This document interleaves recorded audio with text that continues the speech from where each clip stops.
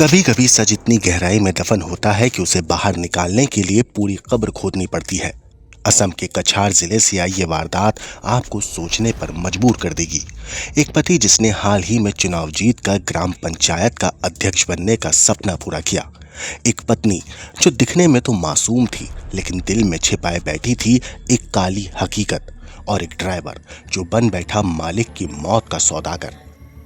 11 अगस्त की रात सब कुछ आम जैसा था। खाने की थाली में रोटी, सब्जी और एक घातक जहर, नींद की गोलियां। उस एक रात में खत्म हो गया 38 साल के इमरान हुसैन भरपुइया का सफर। परिवार ने सोचा दिल का दौरा पड़ा होगा। लाश दफना दी गई, मिट्टी डाल दी गई और राज भी वहीं दफन हो गया था। लेकिन साजिश की गंध कब तक दब कर रह सकती थी। सिर्फ 9 दिन के बाद कब्र की मिट्टी हटी और सच ने करवट ली और कहानी यहीं से दिलचस्प हो जाती है।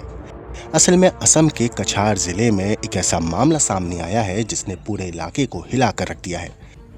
एक पंचायत अध्यक्ष की मौत को पहले तो हार्ट अटैक बताया गया, लेकिन बाद में खुला एक ऐसा राज जिसे सुनकर गांव में गुस्से का तूफान उठ गया। 38 साल का इमरान हुसैन भरपुइया हाल ही में ग्राम पंचायत चुनाव जीतकर अध्यक्ष बना था। 11 अगस्त की रात अचानक उसकी मौत हो गई। घर वालों को लगा शायद दिल का दौरा पड़ा है। अगले ही दिन इमरान को रीति रिवाज के साथ दफना दिया गया, लेकिन इमरान का भाई नजीब मानने को तैयार नहीं था, क्योंकि उसे शक था कि भाई की मौत इतनी आसान नहीं हो सकती। भाई को दिल का दौरा पड़ नहीं सकता।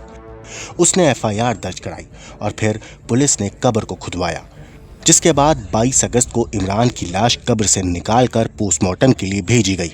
जांच में सामने आया पत्नी रीना बेगम और उसके आशिक बशीरुज्जमान लश्कर उर्फ बीजू ने मिलकर इमरान को मारा था। बीजू कोई और नहीं बल्कि इमरान का ही ड्राइवर था। पुलिस पूछताछ में पता चला बीजू ने नींद की गोलियां दी और रीना ने वो गोलियां इमरान के खाने में मिला दी। खाना खाते ही इमरान बेहोश होकर मर गया, लेकिन राज तब खुला जब नजीब और उसके दोस्तों ने गुपचुप जांच की और रीना और बीजू के व्हाट्सएप चैट निकाले गए। एक चैट में रीना ने लिखा था, अब तक तो शव कब्र में सड़ चुका होगा, चिंता मत करो। यानी साफ था कि ये सब पहले से प्लान किया गया था और दोनों विदेश भागने की भी सोच रहे थे। गांव वालों का गुस्सा फूटा। लोगों ने बीजू और मरहूम के ससुराल वालों की पिटाई भी की, उनकी गाड़ी तोड़ दी और फिर थाने के बाहर सड़क जाम कर दी। भीड़ चिल्ला रही थी, दोषियों को फांसी दो, फांसी दो। नजीब का कहना है कि इस हत्या के पीछे 60 लाख रुपए थे जो इमरान ने जमीन खरीदने के लिए घर पर रखे थे। रीना ने यह बात बीजू को बताई और फिर दोनों ने मिलकर इस खौफनाक साजिश को अंजाम दिया। गांव के लोग भी कहते हैं इमरान को अपनी बीवी और ड्राइवर के रिश्ते पर शक था। एक बार तो उसने बीजू को नौकरी से निकाल भी दिया था, लेकिन बाद में दया दिखाकर दोबारा रख लिया। यही उसकी सबसे बड़ी गलती भी साबित हुई। अब पुलिस ने रीना और बीजू को गिरफ्तार कर लिया है और कत्ल, साजिश और संगठित अपराध की धाराओं में केस दर्ज कर लिया गया है।